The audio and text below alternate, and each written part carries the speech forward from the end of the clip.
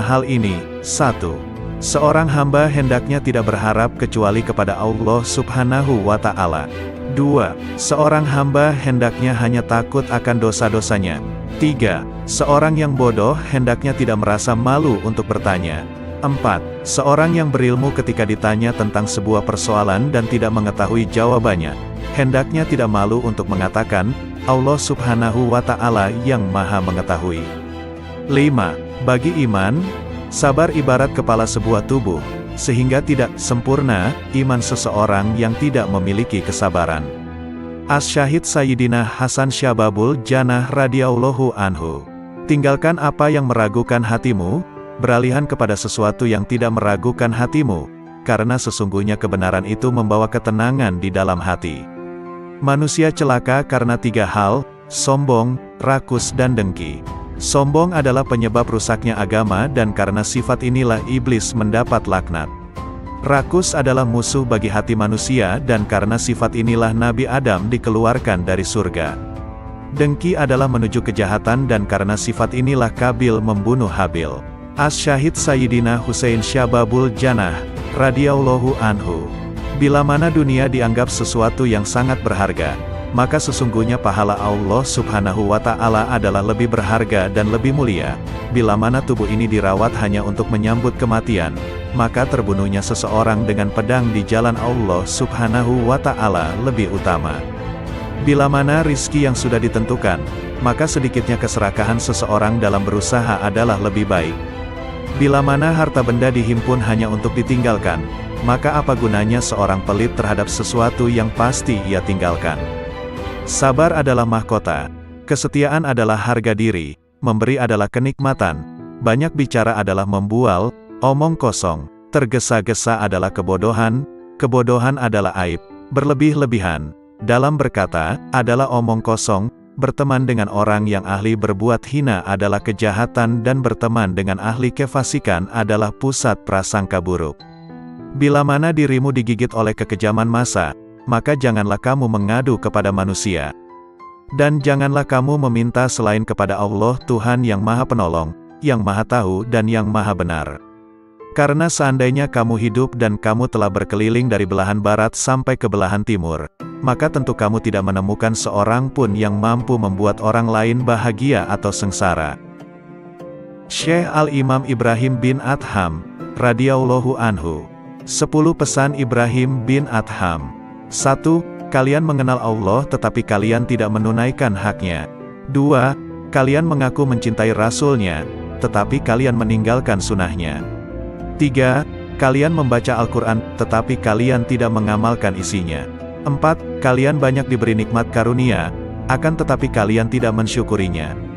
5. Kalian mengatakan bahwa setan adalah musuh, tetapi kalian justru mengikuti langkahnya. 6. Kalian mengaku bahwa surga adalah benar adanya, namun kalian tidak melakukan amalan-amalan yang mengantar ke sana. 7. Kalian mengaku bahwa neraka adalah benar adanya, tetapi kalian tidak lari dari panas siksanya. 8. Kalian mengaku bahwa kematian benar adanya, namun kalian tidak mempersiapkan diri ke sana. 9. Kalian sibuk mengurusi kekurangan orang lain, tetapi kalian lupa akan kekurangan diri sendiri. 10. Kalian menguburkan jenazah, akan tetapi tidak mau mengambil pelajaran dari peristiwa kematian. Ada 7 perkara yang perlu diingat. 1. Orang yang banyak bicara janganlah kamu harapkan sangat kesadaran hatinya. 2. Orang yang banyak makan janganlah kamu harapkan sangat kata-kata hikmat darinya. 3. Orang yang banyak bergaul dengan manusia janganlah kamu harapkan sangat kemanisan ibadahnya. 4. Orang yang cinta kepada dunia janganlah kamu harapkan sangat husnul hatimahnya. 5. Orang yang memilih berkawan dengan orang yang zalim janganlah kamu harapkan sangat kelurusan agamanya. 6. Orang yang mencari keridhaan manusia janganlah harapkan sangat akan keridhaan Allah Subhanahu wa Ta'ala daripadanya. Sayyidina Al-Imam Ali Zainal Abidin As-Sajjad radhiyallahu anhu. Wahai nafsu, hentikanlah kecondonganmu kepada dunia dan kecenderungan untuk meramaikannya. Tidaklah engkau menjadikan sebagai pelajaran terhadap para pendahulumu yang telah ditelan bumi serta para sahabatmu yang telah membuatmu bersedih karena kepergiannya. Demikian juga kawan-kawanmu yang telah berpindah ke dalam tanah. Mereka sekarang telah berada di dalam perut bumi, di balik permukaannya, kebaikan-kebaikan mereka ikut lebur menyatu di dalamnya. Sudah berapa banyak manusia-manusia yang telah dibinasakan oleh kekejaman masa dari abad ke abad, serta beberapa banyak manusia-manusia yang telah dirusak oleh bumi dengan bencana-bencananya, lalu mereka ditenggelamkan di dalam gumpalan tanahnya, dari berbagai jenis manusia yang pernah engkau ajak bergaul dan kemudian mereka kamu antarkan ke dalam kuburnya. Betapa banyak manusia yang telah ditipu oleh dunia dari mereka yang justru mendiaminya, dan betapa banyak manusia yang telah dibanting oleh dunia dari mereka yang justru menempatinya. Lalu dunia itu tidak mau mengangkatnya lagi dari keterpelesetannya, tidak menyelamatkannya dari kebinasaannya, tidak menyembuhkan dari kepedihannya, tidak membebaskannya dari penyakitnya, dan tidak melepaskannya dari penderitaannya. Amal yang paling utama di sisi Allah Subhanahu wa Ta'ala adalah sesuatu yang dilakukan menurut sunnah Rasulullah Sallallahu Alaihi Wasallam. Orang-orang yang menjadi pimpinan para manusia adalah orang-orang yang bermurah hati dan bertakwa, sedangkan di akhirat nanti, yang mulia adalah orang-orang ahli agama, ahli keutamaan dan orang ahli ilmu yang bertakwa, karena sesungguhnya ulama adalah ahli waris para nabi. Sayyidina Al-Imam Muhammad Al-Baqir, radhiyallahu anhu.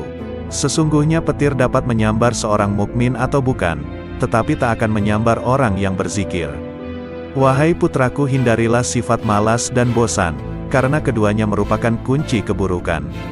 Sesungguhnya jika engkau malas, tidak akan banyak melaksanakan kewajiban. Jika engkau bosan, tak akan tahan dalam menunaikan kewajiban. Seburuk-buruknya seorang teman itu adalah seseorang yang hanya menemanimu ketika kamu kaya dan meninggalkanmu ketika kamu miskin. Jika engkau menginginkan suatu kenikmatan dapat terus engkau nikmati, perbanyaklah mensyukurinya. Jika engkau merasa rizki lambat datang, perbanyaklah istighfar. Jika engkau ditimpa kesedihan, perbanyaklah membaca la haula wala quwata illa billah. Jika engkau takut, ucapkanlah hasbunallah wa ni'mal wakil. Jika engkau kagum terhadap sesuatu, ucapkanlah Masya Allah, la quwata illa billah. Jika engkau dikhianati, bacalah wa ufawidu amri ilallah, innallaha basirun bil ibad. Jika engkau ditimpa kesumpekan, ucapkanlah la ilaha illa anta subhanaka inni kuntu minas zalimin. Sayyidina Al-Imam Ja'far As-Shadiq, Amudusi Saraf, radhiyallahu anhu. Keseimbangan tobat dan ibadah akan menimbulkan perilaku yang baik yang mendapat ridho dari Allah Subhanahu wa Ta'ala. Sebab dengan tobat kita akan menyadari akan semua kesalahan yang pernah kita lakukan, dan dengan tobat pula dapat meningkatkan amal ibadah kita kepada Allah Subhanahu wa Ta'ala. Sesuai sabda Rasulullah, apabila Allah menghendaki seseorang menjadi baik, maka Dia membuatnya menyadari akan kesalahan-kesalahannya. Tiada bekal yang lebih utama daripada takwa, tiada sesuatu yang lebih baik daripada diam, tiada musuh yang lebih berbahaya daripada kebodohan, tiada penyakit yang lebih parah daripada berbohong. Jika engkau mendengar suatu kalimat dari seorang muslim, maka bawalah kalimat itu pada sebaik-baiknya tempat yang engkau temui. Jika engkau tidak mampu untuk mendapatkan wadah tempat kalimat tersebut, maka celalah dirimu sendiri. Barang siapa yang menjaga hatinya dari kelalaian berzikir, melindungi dirinya dari jerat syahwat, serta menjaga akalnya dari penyimpangan, dia akan dikelompokkan ke dalam golongan mereka yang hidup hatinya. Kemudian bagi mereka yang menjaga diri dari memanfaatkan ilmu pengetahuan yang dimilikinya untuk kepentingan pribadi, yang memelihara keimanannya dari bid'ah-bid'ah yang merusak, serta memelihara hartanya dari sesuatu yang haram, maka dirinya akan dikelompokkan ke dalam golongan orang-orang yang soleh. Jika engkau menjumpai sesuatu yang tidak engkau sukai dari perbuatan saudaramu, maka carilah satu, atau bahkan sampai 70 alasan, untuk membenarkan perbuatan saudaramu itu. Jika engkau masih belum mendapatkannya, maka katakanlah, semoga ia mempunyai alasan tertentu, kenapa berbuat demikian, yang aku tidak mengetahuinya. Duhai anakku, barang siapa membuka aib orang lain, maka aib keturunannya akan tersingkap. Barang siapa menghunus pedang seorang yang bengis, maka dia akan terbunuh darinya. Barang siapa menggali lubang untuk mencelakakan saudaranya, maka dia sendiri yang akan terjerumus ke dalamnya. Barang siapa memasuki tempat-tempat yang biasa dikunjungi orang-orang bodoh, maka dia akan direndahkan. Barang siapa bergaul dengan ulama, dia akan dimuliakan. Dan barang siapa memasuki tempat-tempat kemaksiatan, maka dia akan dituduh berbuat maksiat. Imam Hasan Basri, radhiyallahu anhu, hidup di dunia bagaikan ular berbisa yang lembut sentuhannya dan racunnya akan mematikan. Berhati-hatilah hidup di dunia yang penuh pesona, rayuan dan godaan. Engkau tidak akan memperoleh hakikat iman selama engkau mencela seseorang dengan sebuah aib yang ada pada dirimu sendiri. Perbaikilah aibmu, baru kemudian engkau perbaiki orang lain. Setiap kau perbaiki satu aibmu, maka akan tampak aib lain yang harus kau perbaiki. Akhirnya kau sibuk memperbaiki dirimu sendiri. Dan sesungguhnya hamba yang paling dicintai Allah Subhanahu wa Ta'ala adalah dia yang sibuk memperbaiki dirinya sendiri. Sepanjang sejarah kehidupan manusia, tidak ada hari seperti hari kiamat, hari di mana aib terbuka dan mata menangis. Orang zuhud itu mempunyai 3 syarat. 1. Sedikit sekali menggemari dunia, sederhana dalam menggunakan segala miliknya, menerima apa yang ada, juga tidak merisaukan segala sesuatu yang tidak ada, akan tetapi giat dalam bekerja, karena bekerja adalah mencari rizki, sedangkan mencari rizki, suatu kewajiban. 2. Pujian dan celaan adalah hal yang sama, tidak bergembira bila mendapat pujian, juga tidak bersedih jika mendapat celaan atau hinaan. 3.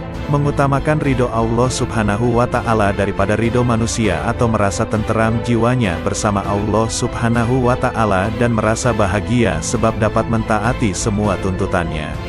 Imam Muhammad Asy-Syafi'i, radhiyallahu anhu, cintailah orang soleh, karena mereka memiliki kesolehannya.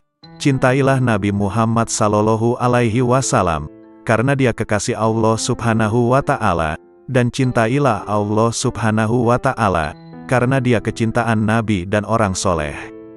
Dunia adalah tempat yang licin dan menggelincirkan, rumah yang hina, bangunan-bangunannya akan runtuh, penghuninya akan beralih ke kuburan, perpisahan dengannya adalah sesuatu keniscayaan, kekayaan di dunia sewaktu-waktu bisa berubah menjadi kemiskinan, bermegah-megahan adalah suatu kerugian, maka memohonlah perlindungan Allah Subhanahu wa Ta'ala, terimalah dengan hati yang lapang segala karunia-Nya. Jangan terpesona dengan kehidupanmu di dunia sehingga meninggalkan kehidupan akhirat. Ketahuilah, sesungguhnya hidupmu di dunia akan sirna, dindingnya juga miring dan hancur, maka perbanyaklah perbuatan baik dan janganlah terlalu banyak berangan-angan. Menganggap benar dengan hanya satu pandangan merupakan suatu bentuk ketertipuan. Berpegangan dengan suatu pendapat itu lebih selamat daripada berkelebihan dan penyesalan. Melihat dan berpikir, keduanya akan menyingkap keteguhan hati dan kecerdasan. Bermusyawarah dengan orang bijak merupakan bentuk kemantapan jiwa dan kekuatan mata hati. Ketahuilah bahwa orang yang jujur kepada Allah Subhanahu wa Ta'ala, ia akan selamat. Barang siapa yang bersemangat dengan agamanya, ia pun akan selamat dari kerusakan, dan barang siapa yang berlaku zuhud dengan urusan dunianya, niscaya kelak pahala Allah Subhanahu wa Ta'ala akan nampak indah di matanya. Tujuan dari ilmu adalah mengamalkannya, maka ilmu yang hakiki adalah yang terefleksikan dalam kehidupannya, bukannya yang bertengger di kepala. Jika engkau melihat seseorang berjalan di atas air dan bisa terbang di udara, maka janganlah kehebatan itu menjadikan kalian lengah dan terheran-heran kepadanya sampai kamu mengetahui secara persis atas apa yang dikerjakannya itu berlandaskan pada Al-Quran dan As-Sunnah. Jika rasa ujub menghinggapi aktivitasmu, maka lihatlah keridhaan siapa yang kau harapkan, pahala mana yang kau suka, sanksi mana yang kau benci. Maka jika engkau memikirkan satu di antara kedua hal ini, niscaya akan hadir di depan matamu apa yang sudah kamu lakukan. Bid'ah itu terbagi menjadi 2 macam, segala sesuatu yang baru dan tidak sejalan dengan Al-Quran, Sunnah, Atsar, Ijma itu merupakan bid'ah dalalah, bid'ah yang sesat. Sementara jika sesuatu yang baru itu tidak berseberangan dengan Al-Quran, hadis, Atsar dan Ijma maka sesuatu yang baru itu disebut bid'ah hasanah, bid'ah yang baik. Barang siapa yang dipancing untuk marah, namun ia tidak marah, maka dia tak ubahnya keledai, dan barang siapa yang diminta keridoannya namun tidak ridho, maka dia adalah syaitan. Tawadu adalah perkara yang sangat diidam-idamkan. Orang yang paling tinggi kedudukannya adalah mereka yang tidak melihat kedudukannya sendiri. Akan tetapi tawadu di hadapan orang yang tidak bisa menghargai orang lain merupakan bentuk kezaliman terhadap diri sendiri. Dasar ilmu adalah kemantapan dan buahnya adalah keselamatan.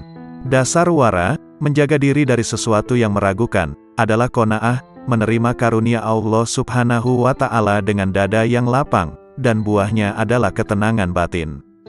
Dasar kesabaran adalah keteguhan hati dan buahnya adalah kemenangan. Dasar suatu aktivitas adalah taufik, pertolongan Allah Subhanahu wa Ta'ala, dan buahnya adalah kesuksesan. Dasar tujuan akhir dari segala perkara adalah sidik, benar. Di antara orang yang tidak mempunyai harga diri adalah mereka yang dengan mudahnya memberitahukan usianya kepada orang lain. Karena kalau usianya lebih muda, tentu mereka akan menganggapnya rendah, dan jika usianya lebih tua, tentu mereka akan beranggapan bahwa ia sudah pikun. Siapa yang merasa bahwa dalam dirinya terkumpul dua cinta, cinta dunia dan cinta kepada penciptanya, maka ia telah berdusta. Jika kalian melihat kitab yang di dalamnya ada catatan tambahan dan perbaikan, maka lihatlah kebenaran yang ada di dalamnya. Terimalah dariku 3 hal. 1. Jangan berbicara panjang lebar tentang sesuatu yang tidak baik perihal sahabat Rasulullah Sallallahu Alaihi Wasallam, karena kelak Rasulullah Sallallahu Alaihi Wasallam nantinya yang akan menjadi seterumu. 2. Janganlah kamu sibukkan dirimu dengan ilmu kalam. Sesungguhnya aku telah melakukan kajian dengan ahli ilmu kalam dan mereka telah melakukan taktil, meniadakan sifat Allah Subhanahu wa Ta'ala. 3. Dan janganlah menyibukkan dirimu dalam nujum, ramalan dengan bintang. Sayyidina Al-Imam Qutbil Rabbani Syekh Abdul Qadir Al-Jailani, radhiyallahu anhu. Hai orang-orang yang lalai, secara terang-terangan engkau menentang Allah Subhanahu wa Ta'ala yang maha benar dengan bermaksiat kepadanya tetapi merasa aman dari siksanya. Ketahuilah tak lama lagi rasa aman itu akan berubah menjadi ketakutan, masa luangmu menjadi kesempitan, kesehatanmu menjadi sakit, kemuliaanmu menjadi kehinaan, kedudukanmu menjadi rendah, kekayaanmu menjadi kemiskinan.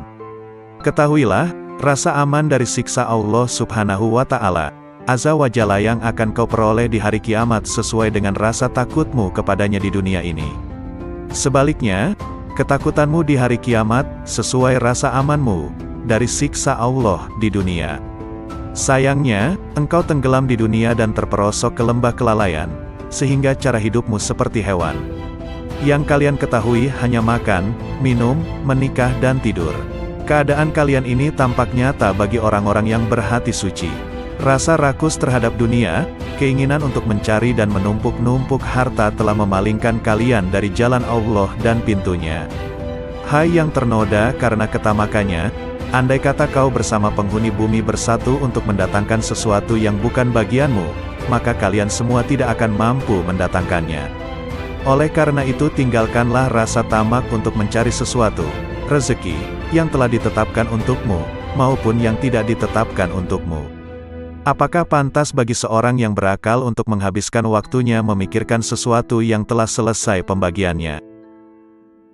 Tabir penutup kalbumu tak akan tersibak selama engkau belum lepas dari alam ciptaan, tidak berpaling darinya dalam keadaan hidup selama hawa nafsumu belum pupus, selama engkau melepaskan diri dari kemaujudan dunia dan akhirat, selama jiwamu belum bersatu dengan kehendak Allah Subhanahu wa Ta'ala dan cahayanya. Jika jiwamu bersatu dengan kehendak Allah Subhanahu wa Ta'ala dan mencapai kedekatan dengannya lewat pertolongannya.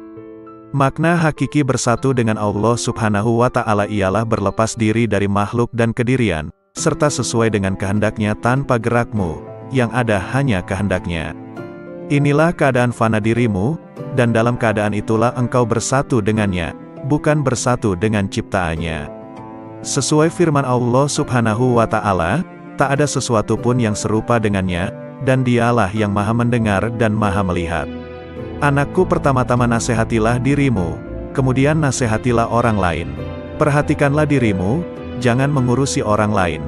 Jangan mengurusi orang lain selama dalam dirimu masih ada sesuatu yang harus diperbaiki. Sungguh celaka, engkau mengetahui cara menyelamatkan orang lain. Engkau buta, bagaimana dapat menuntun orang lain? Hanya yang memiliki penglihatan tajamlah yang mampu menuntun umat manusia. Hanya orang yang mengenal Allah Subhanahu wa Ta'ala lah yang dapat mengembalikan manusia ke jalannya. Seseorang yang tidak mengenalnya, bagaimana dapat menuntun umat manusia ke jalannya? Kalian menghadiri majelis ilmu hanya untuk mencari jalan keluar bagi permasalahan duniawi kalian, bukan untuk mengobati penyakit hati. Kalian tidak mendengarkan nasihat para penceramah, tetapi meneliti kesalahan mereka, kemudian menghina dan menertawakannya. Kalian juga bermain-main dalam majelis. Sesungguhnya kalian sedang mempertaruhkan diri kepada Allah Subhanahu wa Ta'ala yang Maha Agung dan Maha Mulia. Segeralah bertobat, jangan mencontoh musuh-musuh Allah Subhanahu wa Ta'ala. Berusahalah untuk mengambil manfaat dari apa yang kalian dengar. Syekh Imam Al-Ghazali, radhiyallahu anhu. Renungkanlah pendeknya umurmu. Andai kata engkau berumur 100 tahun sekalipun, maka umurmu itu pendek jika dibandingkan dengan masa hidupmu kelak di akhirat yang abadi, selama-lamanya. Coba renungkan agar dapat beristirahat pensiun selama 20 tahun. Dalam 1 bulan atau setahun engkau sanggup menanggung berbagai beban berat dan kehinaan di dalam mencari dunia. Tetapi mengapa engkau tidak sanggup menanggung beban ibadah selama beberapa hari demi mengharapkan kebahagiaan abadi di akhirat nanti? Jangan panjang angan-angan, engkau nanti akan berat untuk beramal. Yakinilah bahwa tak lama lagi engkau akan mati. Katakan dalam hatimu, pagi ini aku akan beribadah meskipun berat. Siapa tahu nanti malam aku mati. Malam ini aku akan sabar beribadah. Siapa tahu besok aku mati. Sebab, kematian tidak datang pada waktu, keadaan dan tahun tertentu, yang jelas pasti ia datang. Oleh karena itu, mempersiapkan diri menyambut kedatangan maut lebih utama daripada mempersiapkan diri menyambut dunia. Bukankah kau menyadari betapa pendek hidupmu di dunia? Bukankah bisa jadi ajalmu hanya tersisa 1 tarikan dan hembusan nafas atau 1 hari? Setiap hari lakukanlah hal ini dan paksakan dirimu untuk sabar beribadah kepada Allah Subhanahu wa Ta'ala. Andai kata engkau ditakdirkan untuk hidup selama 50 tahun dan kau biasakan dirimu untuk sabar beribadah, nafsumu akan tetap berontak, tetapi ketika maut menjemput kau akan berbahagia selama-lamanya. Tetapi, ketika engkau tunda-tunda dirimu untuk beramal, dan kematian datang di waktu yang tidak kau perkirakan. Kehidupan seorang muslim tidak dapat dicapai dengan sempurna, kecuali mengikuti jalan Allah yang dilalui secara bertahap. Tahapan-tahapan itu antara lain, tobat, sabar, fakir, zuhud, tawakal, cinta, makrifat dan ridha. Karena itu seseorang yang mempelajari tasawuf wajib mendidik jiwa dan akhlaknya. Sementara itu, hati adalah cermin yang sanggup menangkap makrifat. Dan kesanggupan itu terletak pada hati yang suci dan jernih. Berbicara tentang nasihat, kulihat diriku tak pantas untuk memberikannya. Sebab, nasihat seperti zakat, nisyabnya adalah kemampuan untuk memetik nasihat itu bagi dirinya sendiri. Seseorang yang belum mencapai nisyab, bagaimana ia akan mengeluarkan zakat? Dan seorang yang tak memiliki cahaya, bagaimana dapat dijadikan sebagai alat penerang oleh orang lain? Bagaimana bayangan akan lurus jika kayunya bengkok? Allah Subhanahu wa Ta'ala mewahyukan kepada Isa bin Maryam alaihi salam, nasihatilah dirimu, jika kau mampu memetik nasihat, maka nasihatilah orang lain. Jika tidak, maka malulah kepadaku, barang siapa hendak mengetahui aib-aibnya, maka ia dapat menempuh 4 jalan berikut. 1. Duduk di hadapan seorang guru yang mampu mengetahui keburukan hati dan berbagai bahaya yang tersembunyi di dalamnya.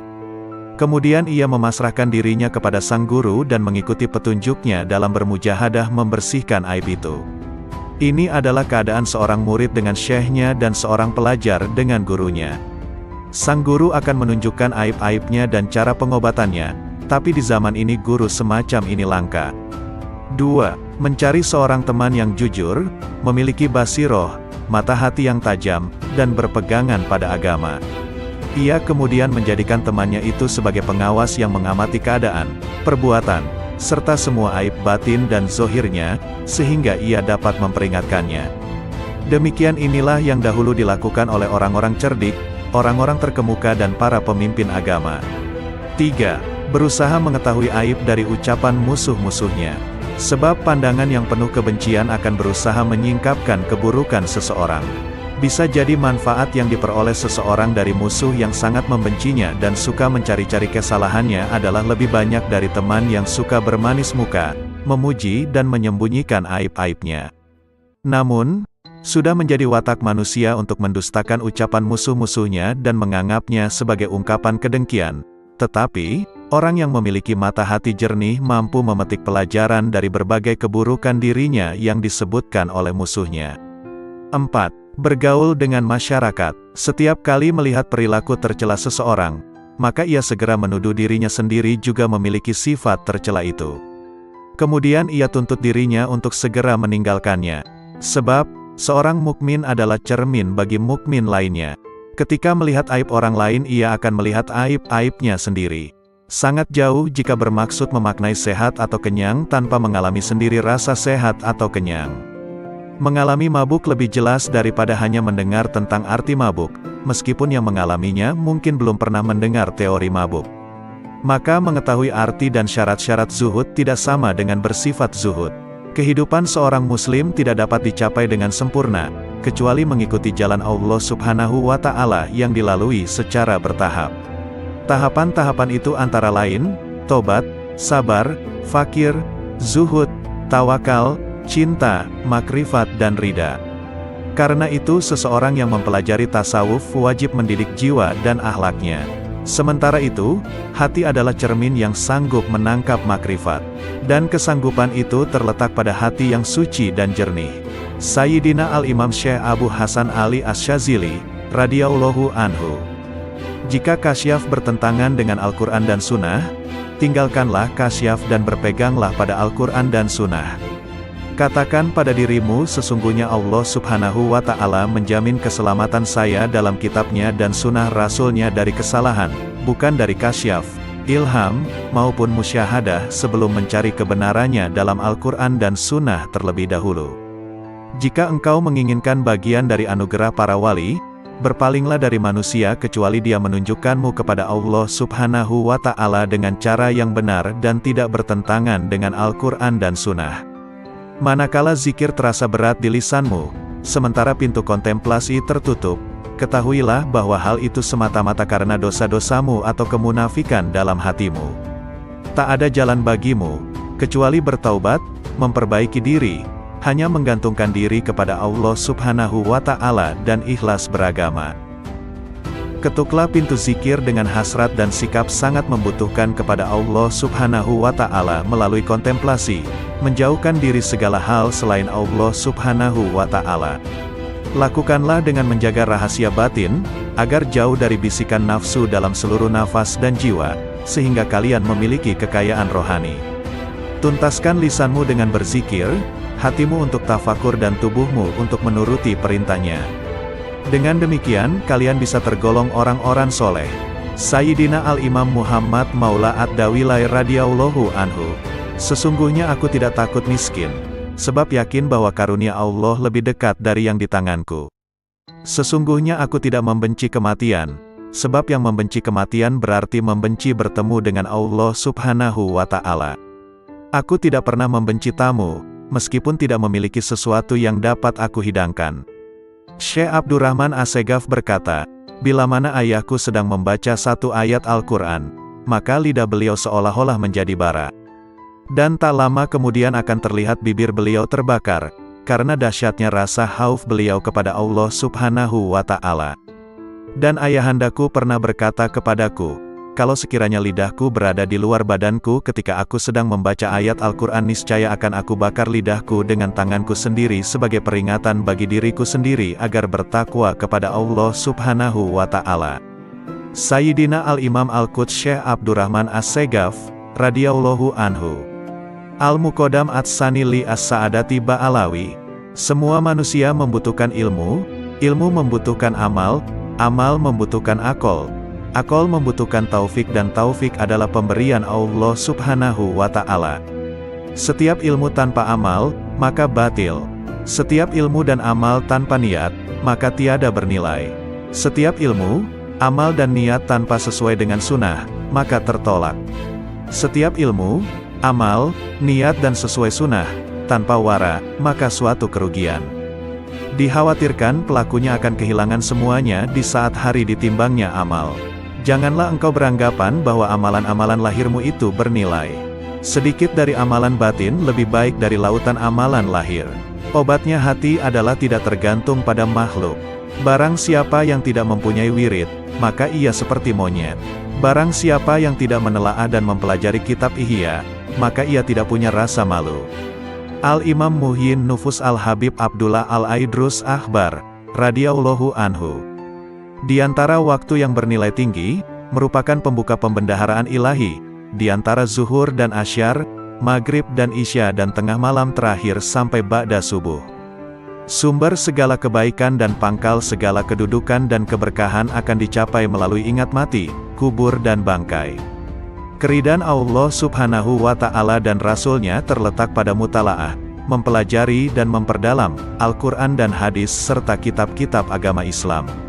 Meninggalkan dan menjauhi ghibah adalah raja atas dirinya, menjauhi naimah, mengadu domba, adalah ratu dirinya, baik sangka kepada orang lain adalah wilayah dirinya, duduk bercampur dalam majelis zikir adalah keterbukaan hatinya. Peraslah jasadmu dengan mujahadah, memerangi hawa nafsu dunia, sehingga keluar minyak kemurnian. Barang siapa yang menginginkan keridhaan Allah, hendaklah mendekatkan diri kepada Allah Subhanahu wa Ta'ala, karena keajaiban dan kelembutan Allah terdapat pada akhir malam. Jangan kau abaikan sedekah pada setiap hari sekalipun sekecil atom. Perbanyaklah baca Al-Quran setiap siang dan malam hari. Ciri-ciri orang yang bahagia adalah mendapatkan taufik dalam hidupnya, banyak ilmu dan amal serta baik perangai maupun tingkah lakunya. Orang yang berakal adalah yang diam, tidak bicara sembarangan. Orang yang takut pada Allah Subhanahu wa Ta'ala adalah orang yang banyak sedih, merasa bersalah. Orang yang roja, mengharap ridho Allah Subhanahu wa Ta'ala, adalah orang yang banyak melakukan ibadah. Orang yang mulia adalah yang bersungguh-sungguh dalam kebaikan dan ridho Allah Subhanahu wa Ta'ala yang didambakan hidupnya. Orang yang bertaubat adalah yang menyesali perbuatannya, menjauhi pendengaran yang tidak bermanfaat, dan mendekatkan diri kepada Allah Subhanahu wa Ta'ala. Al-Imam Qutbil Irfan Al-Habib Ali As-Sakran, radhiyallahu anhu. Barang siapa memiliki hubungan dengan orang-orang yang telah meninggal dunia dengan terbiasa menghadiahkan pahala membaca Al-Quran, zikir, doa, sedekah dan ibadah lainnya, maka kelak di kubur dia tidak akan merasa kesepian. Bahkan setelah meninggal dunia dia akan merasa senang. Dia seperti orang yang berkunjung ke rumah teman yang pandai menghibur dan selalu memuliakannya. Saudaraku, jangan tinggalkan satupun sunnah dan adab yang terdapat dalam syariat, tanpa uzur, alasan yang benar. Sebab, Abdullah bin Mubarak radhiyallahu anhu berkata, barang siapa meremehkan adab, akibatnya dia akan meninggalkan sunnah. Dan barang siapa meremehkan sunnah, akibatnya dia akan meninggalkan yang wajib, akibatnya dia tidak akan memperoleh makrifat. Rasulullah Shallallahu Alaihi Wasallam bersabda, maksiat merupakan utusan, kurir, kekufuran. Memandang remeh hal-hal yang makruh akan mendorong seseorang untuk berbuat yang haram dan meremehkan yang haram akan mendorong seseorang untuk kufur. Oleh karena itu, wahai saudaraku, dengan berlandaskan sunnah dan hukum-hukum syariat, biasakan dirimu untuk menentang dan tidak mengikuti keinginan nafsu. Curahkanlah semua tenagamu untuk berjuang mendapatkan keridhaan Allah Subhanahu wa Ta'ala dan kesuksesan di hari esok. Al-Imam Qutbil Anfas Al-Habib Umar Al-Ettas, radhiyallahu anhu. Sumber-sumber ilmu tidak akan berkurang sedikit pun dari generasi terkemudian, akan tetapi pada umumnya mereka datang dengan membawa wadah yang bocor, sehingga tidak memperoleh ilmu kecuali sedikit. Sebagian orang yang datang dengan membawa bejana yang dapat mencukupi dalam waktu sebulan, ada juga yang mencukupinya hanya 8 hari, ada juga yang hanya mencukupinya sehari, tetapi ada juga yang dapat mencukupinya sepanjang hidupnya. Dulu di antara manusia ada yang datang membawa pelita lengkap dengan minyak dengan koreknya, yakni dengan persiapan yang lengkap, sehingga gurunya dapat menyalakan. Tetapi kini banyak di antara mereka yang datang kepada gurunya, tetapi mereka tidak membawa apapun yang gurunya dapat menyalakan. Hendaknya orang-orang yang menghendaki keselamatan akhirat meninggalkan tidurnya, demi untuk mendapatkan siraman rahmat di malam hari. Hendaknya kalian senantiasa menghadirkan hati kalian kepada Allah Subhanahu wa Ta'ala dan hendaknya kalian bertawakal kepadanya sepenuh hati, sebab Allah Subhanahu wa Ta'ala mengetahui dimanapun kalian berada. Alangkah entengnya musibah dalam agama menurut kalian, padahal kalian tidak pernah menyatakan belasungkawa andai kata aku terlambat sholat berjamaah. Bila waktu sholat telah tiba, tinggalkanlah semua kegiatanmu, sebab Allah Subhanahu wa Ta'ala lebih pantas diperhatikan daripada yang lain. Janganlah terlalu peduli dengan dunia dan penghuninya dan janganlah merasa iri pula dengan pakaian atau makanan yang dimiliki oleh penghuninya. Yang dikatakan orang baik adalah seorang yang telah melewati pintu surga sampai masuk ke dalamnya. Perbanyaklah membaca istighfar dan alhamdulillah sebanyak mungkin setelah membaca maulud. Perbanyaklah baca istighfar dan solawat, karena keduanya adalah sebaik-baik zikir yang dapat menolong kesulitan di masa kini. Perhatikan kebiasaan baik yang engkau inginkan, wafat dalam kebiasaan itu, karena itu tetaplah dalam kebiasaan itu, dan perhatikanlah kebiasaan buruk yang engkau tidak inginkan wafat dalam kebiasaan seperti itu, karena itu jauhilah kebiasaan itu. Tentang sabda Rasulullah Shallallahu Alaihi Wasallam, seseorang ada kalanya beramal kebajikan-kebajikan sampai antara ia dengan surga hanya tinggal sejengkal, tetapi dalam ketentuan ilahi, ia ditetapkan sebagai penghuni neraka, sehingga ia melakukan perbuatan-perbuatan amal penghuni neraka, sampai ia masuk neraka.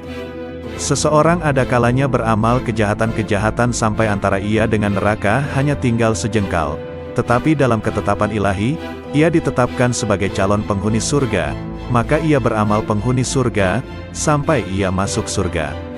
Pendapat Habib Umar Al-Atta tentang sabda Nabi Shallallahu Alaihi Wasallam di atas. Seseorang yang selalu mengerjakan amalan ahli surga, kebanyakannya akan masuk ke dalam surga, sebab perbuatan lahiriah adalah lambang perbuatan batiniah. Jika ia masuk ke dalam neraka, maka hal itu jarang sekali. Hal itu seperti orang yang jatuh dari tempat yang tidak terlalu tinggi. Tentunya orang itu tidak akan berbahaya. Demikian pula seorang yang melakukan amal-amal ahli neraka, kebanyakannya ia akan masuk ke dalam neraka, tetapi jika ia masuk ke dalam surga, maka hal itu jarang sekali terjadi. Hal itu seperti orang yang jatuh dari puncak gunung, kebanyakan akan wafat. Al-Imam Qutbil Irsyad wal Bilad Al-Habib Abdullah Al-Haddad, radhiyallahu anhu. Sesungguhnya aku tidak ingin bercakap-cakap dengan masyarakat, aku juga tidak menyukai pembicaraan mereka, dan tidak peduli kepada siapapun dari mereka. Sudah menjadi tabiat dan watakku bahwa aku tidak menyukai kemegahan dan kemasyhuran. Aku lebih suka berkelana di gurun Sahara. Itulah keinginanku, itulah yang kudambakan. Namun, aku menahan diri tidak melaksanakan keinginanku agar masyarakat dapat mengambil manfaat dariku. Ketahuilah, amal yang bernilai tinggi adalah amal yang dianggap kecil dan dipandang remeh oleh nafsu. Adapun amal yang dipandang mulia dan bernilai oleh nafsu, pahalanya dapat sirna, baik karena pelakunya, amalnya itu sendiri ataupun karena orang lain yang berada sekitarnya. Di zaman ini kita harus berhati-hati, sebab zaman ini adalah zaman syubhat. Para ulama menyatakan, tidak sepatutnya seorang yang berilmu bingung membedakan yang baik dan buruk. Sebab, kebaikan dan keburukan adalah dua hal yang sangat jelas. Setiap orang dapat membedakannya. Seorang berilmu ketika harus memilih satu di antara dua kebaikan atau dua keburukan, maka dia akan memilih kebaikan yang terbaik dan meninggalkan keburukan yang terburuk. Ikut langkah-langkah ulama salaf, ulama terdahulu, akan membuahkan kebaikan yang amat besar, walaupun si pengikut bukan tergolong ahli batin. Tetapi jika ia serasikan langkahnya dengan ulama salaf, maka ia akan mendapatkan seperti apa yang didapat oleh mereka para salaf solihin. Jika satu zaman itu rusak, maka wajiblah bagi mereka yang hidup di zaman itu, untuk mengikuti jejak langkah ulama salaf solihin. Jika tidak mampu menyamakan diri dengan mereka dalam setiap langkah, paling tidak hampir menyamai mereka, sebab setiap orang dalam kehidupan itu harus memiliki panutan, imam. Sedang orang yang tidak memiliki panutan, imam, maka panutannya adalah setan. Seorang murid, pencari jalan menuju Allah, tidak boleh menyakiti hati gurunya karena belajar dan ilmunya tidak akan diberi berkah. Ada kalanya seseorang murid, Pencari jalan menuju Allah, diuji dengan kemiskinan, kepapaan dan kesempitan dalam kehidupan. Maka hendaknya ia bersyukur kepada Allah Subhanahu wa Ta'ala, disebabkan dengan hal tersebut di atas dan harus beranggapan berprasangka bahwa takdir kehendak Allah menjadikan Anda miskin, papa dan susah serta sempit sebagai sebesar-besarnya kenikmatan karena dunia adalah musuh Allah. Anda harus bersyukur, maka Allah akan mengangkat derajatnya sama dengan para nabinya, para auliyanya dan hamba-hamba yang soleh. Ketahuilah bahwa rizki itu telah ditentukan dan telah dibagikan oleh Allah Subhanahu wa Ta'ala. Di antara hamba-hambanya ada yang diluaskan rezekinya dan dilapangkan kehidupannya, dan dikurangkan rizkinya menurut kebijaksanaannya. Bersifatlah qanaah, cukup, atas apa yang ditentukan Allah bagimu. Awas dan waspadalah dengan panjang angan-angan dan harapan tentang kehidupan di dunia, karena dunia akan menariknya untuk mencintai dunia, dan Anda akan terikat dengannya sehingga sukar untuk beribadat dan mengasingkan diri untuk menuju jalan akhirat. Aku tidak pernah melihat ada yang benar-benar memberi, selain Allah Subhanahu wa Ta'ala. Jika ada seseorang memberiku sesuatu, kebaikannya itu tidak meninggikan kedudukannya di sisiku, karena aku menganggap orang itu hanyalah perantara saja. Awas, jangan sekali-kali Anda mentaati syaikh, guru, itu hanya lahiriah semata, karena ketahuilah bahwa syaikh itu dapat melihat ketaatanmu padanya. Di belakangnya Anda membantah dan mendurhakai karena sangkaanmu, Anda sangka Allah tidak tahu kelakuanmu, sedangkan syekhmu itu dekat dengannya. Kalau Anda begitu akan mendapatkan kecelakaan, kesempitan dan kebinasaan. Bukankah Allah berjanji kepada barang siapa aku cintai maka penglihatannya adalah penglihatanku, pendengarannya adalah pendengaranku, mulutnya adalah mulutku, tangannya adalah tanganku dan kakinya adalah kakiku. Barang siapa memusuhinya atau menyakitinya, maka aku dan para malaikatku mengumandangkan perang terhadap dirinya. Persahabatan, pertemanan dan pergaulan memiliki pengaruh yang sangat kuat untuk membuat seseorang menjadi baik maupun buruk. Persahabatan dan pergaulan dengan orang-orang soleh dan berbudi membawa manfaat, sedangkan persahabatan dan pertemanan dengan orang-orang fasik dan durhaka membawa bahaya. Hanya saja manfaat persahabatan dengan orang soleh atau bahaya pergaulan dengan pendurhaka tersebut terkadang tidak tampak secara langsung, akan tetapi secara bertahap dan setelah berlangsung lama. Secara umum, pada awalnya kebaikan itu berat untuk dilakukan, tetapi akhirnya penuh dengan kenikmatan. Orang yang berbuat baik ibarat seorang pendaki gunung terjal. Ia tidak akan merasa tenang sebelum sampai ke puncaknya. Sedangkan keburukan awalnya manis dan akhirnya kelak berat. Orang yang melakukan perbuatan buruk adalah ibarat seorang yang jatuh dari puncak gunung atau atap sebuah rumah. Ia baru akan merasa kesakitan setelah mendarat di tanah. Tuntutlah ilmu dari orang-orang yang benar-benar mewarisi ilmu dari Rasulullah Shallallahu Alaihi Wasallam, yang sanad isnadnya, silsilah ilmunya sampai kepada Rasulullah. Para orang soleh itu setelah wafat hanya hilang jasadnya saja, pada hakikatnya masih hidup seperti sedia kala, malah tambah tajam pandangan basirohnya dan makin kuat tawajuhnya, menghadap kepada Allah Subhanahu wa Ta'ala. Al-Imam Syekh Abu Bakar bin Salim, radhiyallahu anhu. Orang yang bahagia adalah orang yang disenangkan oleh Allah tanpa alasan tertentu, dan orang yang sengsara adalah orang yang disengsarakan Allah tanpa sebab tertentu. Demikianlah menurut ilmu hakikat. Sedangkan menurut ilmu syariat, orang yang bahagia adalah orang yang oleh Allah diberi kesenangan dengan melakukan berbagai amal saleh, dan orang yang disengsarakan oleh Allah dengan meninggalkan amal-amal saleh dan melanggar syariat agama. Orang yang sengsara adalah orang yang mengikuti hawa nafsunya. Barang siapa mengenal dirinya, ia tidak akan melihat selain Allah Subhanahu wa Ta'ala. Barang siapa tidak mengenal dirinya, ia tidak akan melihat Allah Subhanahu wa Ta'ala. Barang siapa tidak memelihara waktunya, ia tidak akan selamat dari bencana. Dalam qanaah terdapat ketenteraman dan keselamatan, dalam tamak terdapat kehinaan dan penyesalan. Orang yang arif melihat aib-aib dirinya, sedang orang yang lalai melihat aib-aib orang lain. Dan orang yang bahagia adalah orang yang melawan hawa nafsunya, berpaling dari alam untuk menghadap kepada penciptanya, dan melewatkan waktu-waktu pagi dan sore dengan meneladani sunnah nabinya. Kesuksesanmu adalah ketika kamu membenci nafsumu dan kehancuranmu adalah saat kamu meridainya. Karena itu, bencilah nafsumu dan jangan meridainya. Niscaya kamu akan berhasil meraih segala cita-citamu, insya Allah. Berprasangka baiklah kepada sesama hamba Allah, sebab buruk sangka timbul karena tiadanya taufik. Ridalah selalu pada qada, bersikap sabarlah, walaupun musibah yang kamu alami teramat besar. Firman Allah, sesungguhnya hanya orang-orang yang bersabarlah yang akan dibalas dengan pahala tanpa batas. Az-Zumar, ayat 10. Ketahuilah oleh kalian, sesungguhnya Allah Subhanahu wa Ta'ala bertajalli, mengagungkan dirinya, di hati para kekasihnya, para kaum arifin, karena mereka menghapus selainnya di hati mereka dan mereka menghilangkan selain Allah Subhanahu wa Ta'ala dalam pandangan mereka terhadap semesta dan pada setiap kejadiannya bahwa semuanya adalah semata-mata ciptaan Allah Subhanahu wa Ta'ala, dan mereka melalui siang, pagi serta sore hari selalu dalam keadaan taat kepadanya. Mereka selalu beribadat serta berharap dan takut kepadanya, serta selalu ruku dan bersujud kepadanya. Mereka selalu dalam keadaan bahagia dan gembira serta ridho dengan segala ketentuan qada dan qadar yang telah ditentukan Allah Subhanahu wa Ta'ala atas mereka. Berkata Nabi Ayub alaihi salam, "Mana aku hendak memilih di antara dua perkara, maka aku akan memilih perkara yang ada ridho Allah Subhanahu wa Ta'ala di dalamnya karena hanya hal itulah yang mendatangkan kemaslahatan bagiku."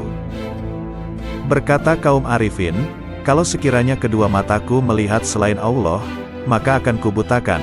Kalau sekiranya kedua telingaku mendengar selain Allah, maka akan kutulikan. Dan bila mana lidahku berkata yang tidak diperintahkan Allah, maka akan kupotong." Sedikit amal dari hati menyamai amal seluruh manusia dan jin. Sesungguhnya bala yang menimpamu pada saat lupamu, bila engkau menyadarinya adalah merupakan jalanmu untuk kembali mengenal Allah Subhanahu wa Ta'ala dan kembali mendekatkan dirimu kepadanya pada saat engkau meminta bala tersebut dihilangkannya, dan bala sesungguhnya adalah bila mana engkau melupakan Allah Subhanahu wa Ta'ala dan engkau lupa bahwa dirimu selalu fakir kepadanya. Beristiqomahlah kalian dalam setiap amal, karena para ahli kasyaf sekalipun semua bermohon kepada Allah Subhanahu wa Ta'ala agar mereka diberikan kekuatan dalam beristiqomah agar mereka tidak jatuh dalam keadaan terhijab darinya. Ketahuilah oleh kalian, makrifat kepada Allah Subhanahu wa Ta'ala adalah dengan kejelasan dan bukan dengan tersamar, dan bila mana seorang hamba diberinya makrifat kepadanya, maka ia pasti akan melihat semua amal yang dicintai oleh Rasulullah Sallallahu Alaihi Wasallam. Imam Ibnu Atta, radhiyallahu anhu, "Jika sebelumnya kau sedikit melakukan salat dan puasa sunnah, maka perbaikilah kekuranganmu dengan banyak bersalawat kepada Rasulullah Sallallahu Alaihi Wasallam. Andai kata sepanjang hidupmu engkau melakukan segala jenis ketaatan dan kemudian Allah Subhanahu wa Ta'ala bersalawat kepadamu sekali saja, maka satu solawat Allah ini akan mengalahkan semua amalmu itu. Sebab, engkau bersalawat kepada Rasulullah sesuai dengan kekuatanmu, sedangkan Allah Subhanahu wa Ta'ala bersalawat kepadamu sesuai dengan kebesarannya.